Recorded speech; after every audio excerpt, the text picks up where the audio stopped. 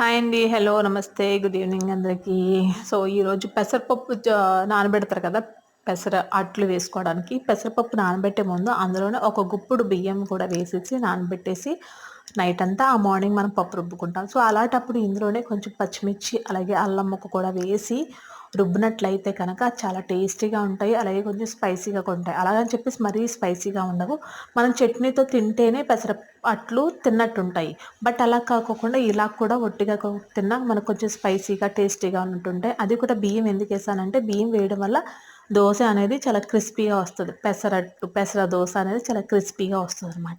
So, ఇది నచ్చితే కనుక తప్పకుండా లైక్ చేయండి. అలాగే సపోర్ట్ అనేది చాలా అవసరం అండి. ప్లీజ్ మీ సపోర్ట్ చాలా ఇంపార్టెంట్ నాకు. మీరు సపోర్ట్ చేయండి. అదేవిధంగా సబ్స్క్రైబ్ చేయండి. వీడియో చూస్తుంటే please support. Thanks for watching. Please like చేయండి. Thank you. Bye by.